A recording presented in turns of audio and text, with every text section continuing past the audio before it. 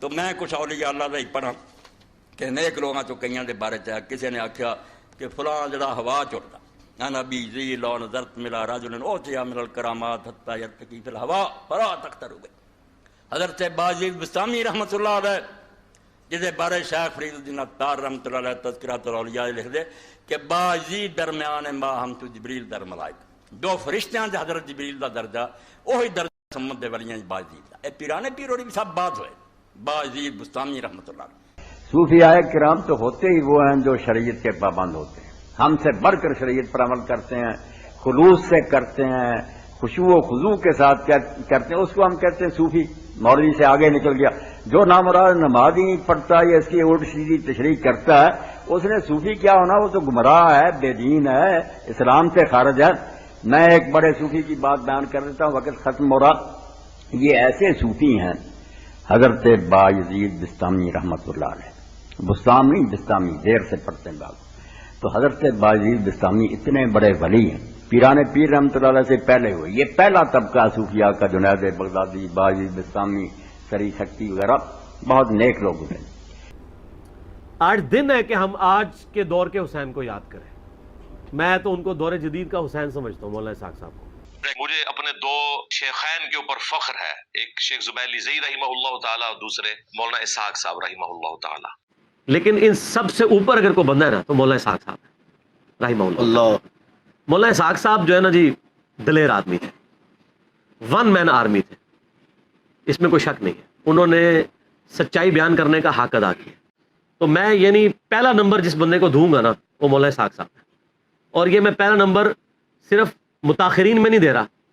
میں متقدمین اور متاخرین دونوں کو جمع کر کے پہلا نمبر مولانا اسحاق صاحب کو دوں گا. الحمدللہ رب العالمین والصلاة والسلام علی سید الانبیاء والمرسلین، اما بعد فاعوذ باللہ من الشیطان الرجیم، بسم اللہ الرحمن الرحیم. سیدنا تیفور ابن عیسیٰ بایزید البستامی رحمہ اللہ کی ذات گرامی قدر کے حوالے سے مرزا جیلمی نے بہت زیادہ منفی پراپوگنڈا کیا. کبھی ان کے لقب کے اوپر طعن کیا، کبھی سیدنا بایزید البستامی رحمہ اللہ کی ذات کے اوپر بد زبانی کا مظاہرہ کیا، اور طرح طرح کے ان کے اوپر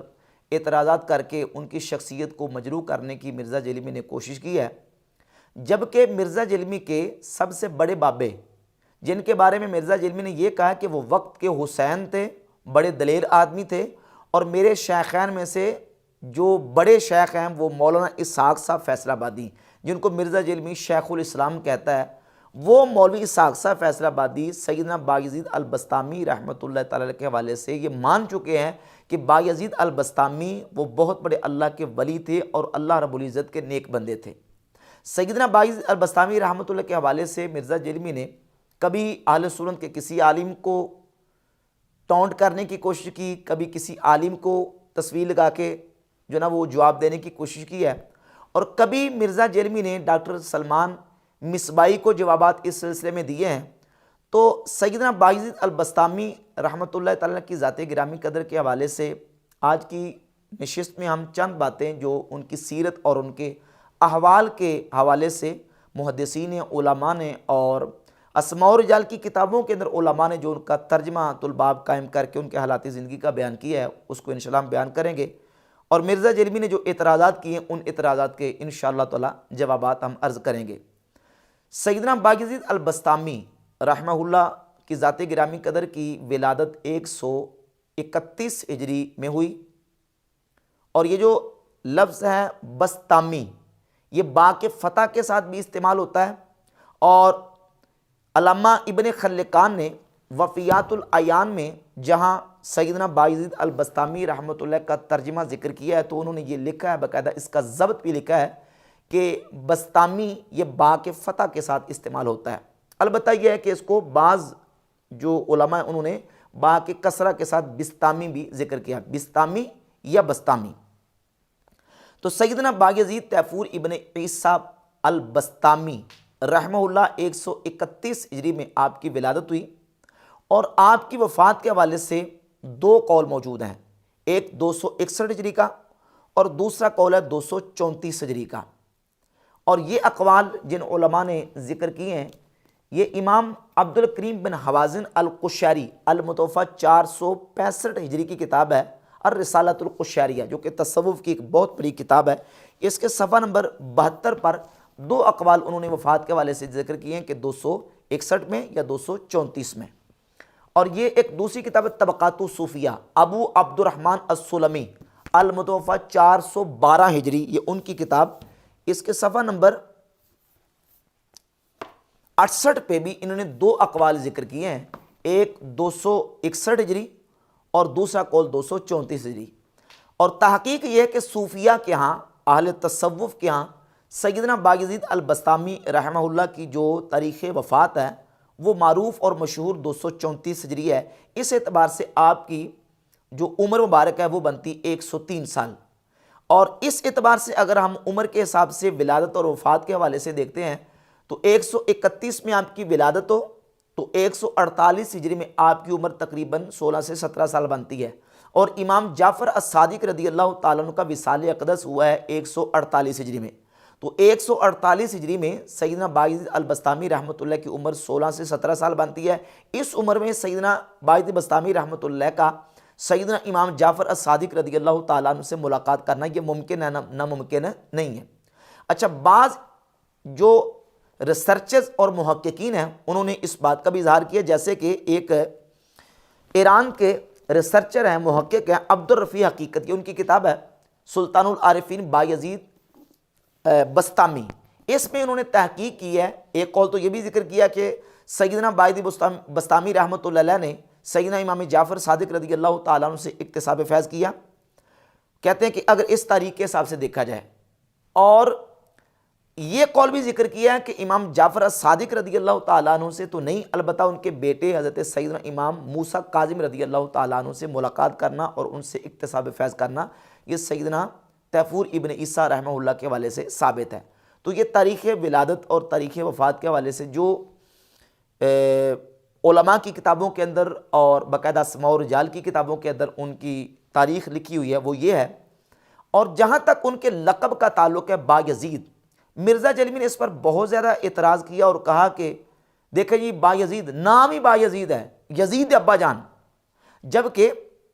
حقیقت یہ ہے کہ سیدنا بایزید البسطامی رحمہ اللہ ان کا نام ہے تیفور ابن عیسیٰ، اور بایزید جو ہے وہ ان کو لقب کے طور پر ان کا یہ نام استعمال ہوا ہے۔ وہ اس طرح کہ آپ کی جو رہائش تھی، آپ کا جو علاقہ تھا، وہ آج بھی آپ سرچ کر لیں تو ترکمانستان کے بارڈر کے قریب ان کی رہائش تھی، اور ترکوں کے ہاں باں کا معنی ہے ابید اور یزید کا معنی البتل، تو اب یہ جو مرکب ہے لفظ یہ بنے گا البتل الابید، یعنی سفید گورے چٹے رنگ کا جو نوجوان ہے، بہادر شخص ہے، اس کو بایزید کہا جاتا تھا۔ اور ترکوں کے ہاں ان کے سلاطین کے آپ کو نام ملیں گے، وہ بایزید اول، بایزید دوم، بایزید سوم، یہ القابات کے طور پر ان کے بادشاہوں کے جو نام ہیں وہ استعمال ہوتے ہیں۔ تو یہ تو تھا ان کے لقب کے حوالے سے جو اعتراض تھا مرزا جلیلی کا، اس کا جواب۔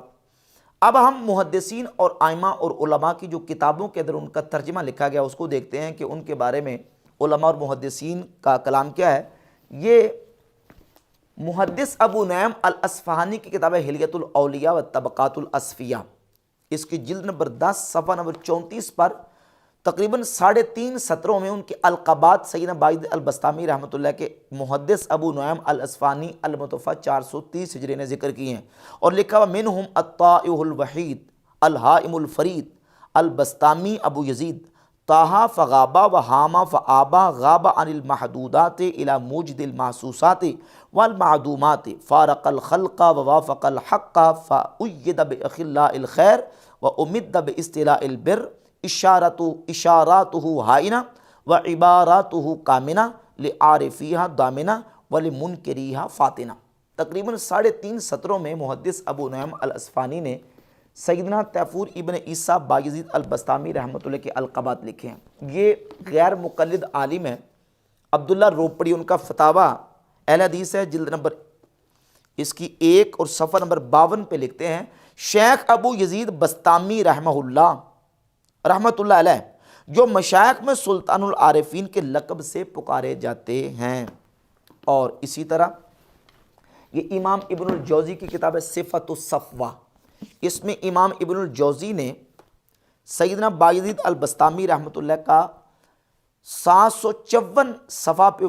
پہ ذکر کیا اس انداز سے کہ ذکر المصطفین من اہل بسطام کے 2 چنے ہوئے اولیاء اللہ کا ذکر،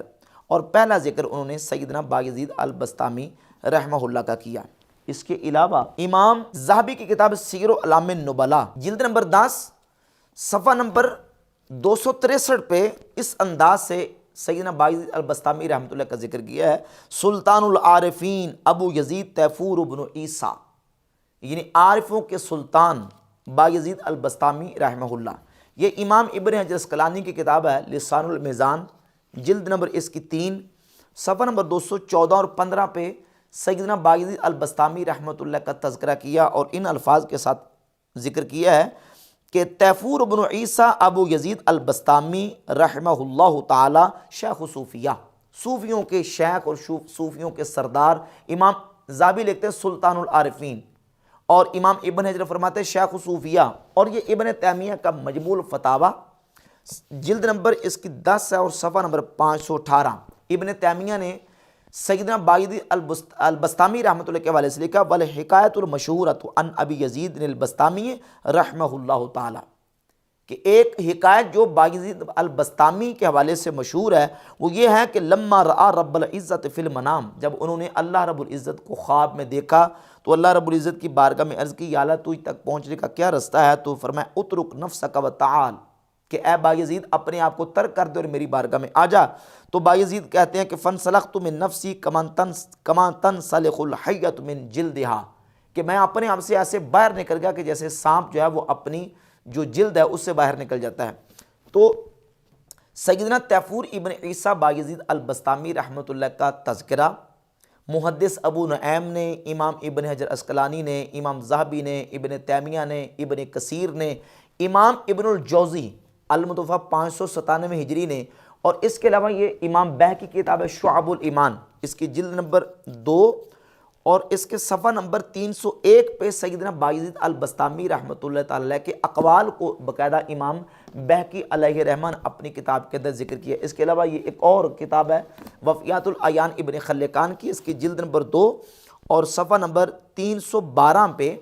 ابن خلقان نے لکھا الزاہد المشہور، یعنی مشہور صوفی اور مشہور جو زاہد ہے وہ تیفور ابن عیسیٰ بایزید البسطامی رحمہ اللہ کی ذات گرامی قدر ہیں۔ تو آئمہ محدثین نے تو اس انداز سے ان کا ذکر کیا ہے کہ ان کو سلطان العارفین کہا، شیخ الصوفیہ کہا، الزاہد کہا، اور العارف کہا، اور بڑے بڑے القابات سید تیفور ابن عیسیٰ رحمہ اللہ کی ذات گرامی قدر کو دیے ہیں۔ اب ان کی شخصیت کے حوالے سے جو مرزا جلمی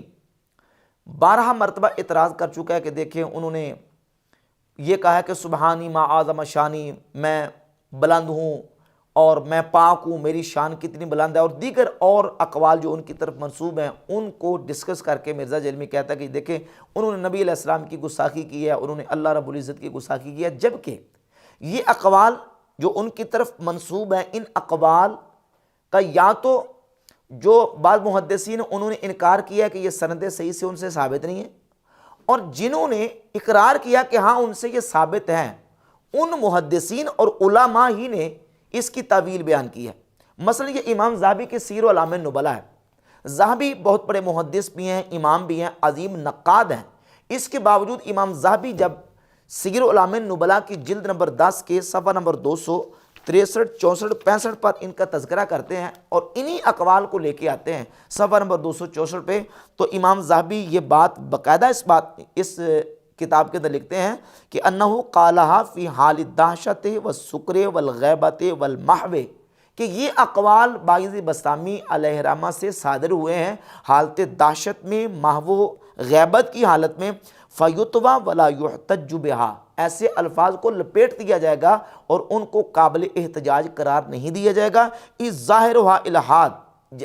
کیوں؟ اس لیے کہ اس کا ظاہر جو ہے وہ الہاد ہے، ظاہر کی وجہ سے اس کو لپیٹ دیا جائے گا اور ایسے اقوال کو قابل احتجاج قرار نہیں دیا جائے گا۔ یہ امام ذہبی نے تعویل کی ہے۔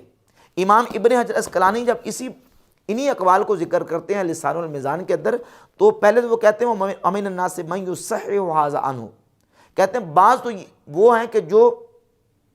اس کو صحیح قرار دیتے ہیں اور وہ کہتے ہیں قَالَهُ فِي حَالِ سُكْرِهِ، کہ انہوں نے یہ الفاظ سکر کی حالت میں ان سے سرزد ہوئے ہیں، لہٰذا ان الفاظ کی بنیاد کے اوپر ان کے اوپر کوئی فتویٰ جاری نہیں کیا جا سکتا. جس طرح کے دو روایات صحیح بخاری اور مسلم کے اندر موجود ہیں، اور ان روایات کے اوپر امام ابن عسقلانی اور امام ذہبی نے جو تبصرہ کیا وہ میں تبصرہ آپ کے سامنے رکھوں گا. ان میں سے ایک روایت صحیح مسلم کے اندر 6960 نمبر حدیث ہے. نبی پاک صلی اللہ تعالیٰ علیہ وآلہ وسلم نے ایک تمثیل بیان فرمائی کہ ایک شخص جس کی سواری ایک جنگل بیابان میں گم ہو گئی اور اس کے اوپر اس کا زادیرہ تھا، اور بڑی دیر کے بعد اس کو وہ سواری ملی، تو جب وہ سواری پاتا ہے تو وہ اس قدر خوش ہوتا ہے کہ اس کی زبان سے خوشی کی حالت میں یہ الفاظ نکل گیا کہ اے میرے رب، یا اللہ، انت عبدی و انا ربک، تو میرا بندہ ہے اور میں تیرا رب ہوں. اور اگلے الفاظ ہیں کہ اخطأ من شدت الفرح، اس نے یہ الفاظ شدت فرح میں، اس قدر خوشی کا اس کے اوپر غلبہ تھا کہ شدت فرح میں خطا کر بیٹھا اور اس کی زبان سے یہ الفاظ نکل گئے. اب دیکھیں کتنے یہ الفاظ جو ہیں وہ اس اعتبار سے بالکل واضح ہیں کہ وہ نعوذ باللہ تعالیٰ یہ کہہ رہا ہے کہ تو میرا بندہ ہے اور میں تیرا رب ہوں، لیکن اس بندے پر کفر کا فتویٰ نہیں لگا، بلکہ نبی پاک صلی اللہ علیہ وآلہ وسلم نے فرمایا کہ اس نے خطا کی ہے شدت فرح میں. اور ایک دوسرا واقعہ جو کہ صحیح بخاری کے اندر 6481، 3481 اور 7508 نمبر حدیث ہے. ایک شخص نے اپنے فوت ہونے کے وقت اپنے بچوں کو یہ کہا کہ جب میں فوت ہو جاؤں، دنیا سے چلا جاؤں، تو تم نے کیا کرنا ہے کہ تم نے میری میت کو جلا کے اس کی خاک جو ہے وہ بہا دینی ہے اور ہوا میں اڑا دینی ہے. اگر میرے رب نے مجھ پر گرفت کی، لئن قدر علی ربی، اگر میرا رب مجھ پر قادر ہوا، لیعذبنی عذابا ما عذبہ بہ احدا، تو وہ مجھے ایسا عذاب دے گا کہ اس نے ایسا کسی کو عذاب نہیں دیا ہوگا. اگر میرا رب مجھ پر قادر ہوا تو وہ مجھے ایسا عذاب دے گا کہ اس نے ایسا عذاب کسی کو نہیں دیا ہوگا. اس کلام کے اوپر محدثین نے جب گفتگو کی، سر فہرست امام ابن حجر عسقلانی فتح الباری شرح صحیح بخاری کی جلد نمبر 6 صفحہ نمبر 648 پہ لکھتے ہیں وَأَظْهَرُ الْأَقْوَالِ أَنَّهُ قَالَ ذَلِكَ فِي حَالِ دَهْشَتِهِ وَغَلَبَةِ الْخَوْفِ عَلَيْهِ حَتَّى ذَهَبَ بِعَقْلِهِ لِمَا يَقُولُ، کہ اس نے یہ الفاظ ایسی حالت میں کہے ہیں کہ اس پر دہشت اور غلبہ خوف تھا، دہشت کی حالت تھی کہ اس کی عقل جا چکی تھی. وَلَمْ يَقُلْهُ قَاصِدًا لِحَقِيقَةِ مَعْنَاهُ، اس نے یہ الفاظ اس کے معنی کی حقیقت کا قصد کرنے کے لیے نہیں کہے،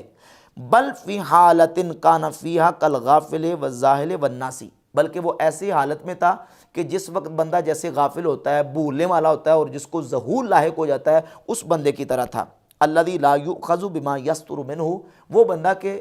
ایسے بندے سے جو کچھ صادر ہوتا ہے اس پر مواخذہ نہیں کیا جاتا، اس پر گرفت نہیں کی جاتی. اور یہ شرح صحیح مسلم ہے امام نووی المتوفی 636 ہجری کی، وہ جلد نمبر 17 کے صفحہ نمبر 71 پہ لکھتے ہیں کہ قالہ حاضر رجل وهو غیر ضابط لکلامہ ولا قاصد لحقیقت معنہ، کہ جب اس شخص نے یہ الفاظ کہے تو یہ الفاظ اس نے ایسی حالت میں کہے کہ وہ اپنے الفاظ کو ضبط نہ کر سکا، بے ضبط ہو گئے اس سے الفاظ، اور اس کے معنی کی حقیقت کا وہ قصد بھی نہیں کرنے والا تھا.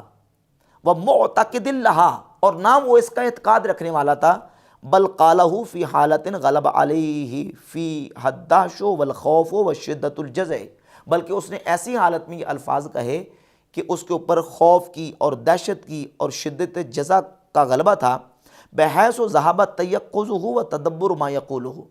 کہ اس سے اس کا بیدار مغزی اور اس کا جو تدبر تھا وہ جاتا رہا. فصار فی معنی الغافل والناسی، اور وہ غافل اور بھول جانے کے والے کے معنی میں ہو گیا. وَهَذِهِ الْحَالَةُ لَا يُؤْخَذُ فِيهَا، اور یہ وہ حالت ہے کہ جس حالت میں مواخذہ نہیں کیا جاتا.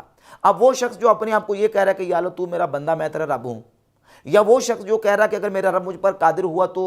مجھے وہ عذاب دے گا۔ اب ان دونوں جملوں کی تعویل کرتے ہوئے امام ابن حجر نے اور امام نووی دونوں نے یہ بات لکھی ہے کہ یہ جو جملے تھے وہ کلمات تھے، بظاہر ان کا شریعت کے بالکل خلاف ہے، لیکن ان کی تعویل کرتے ہوئے یہ کہا کہ ان سے ایسی حالت میں یہ صادر ہوئے ہیں کہ جس حالت میں ان کا مواخذہ کر کے ان پر کفر کا فتویٰ نہیں لگایا جا سکتا۔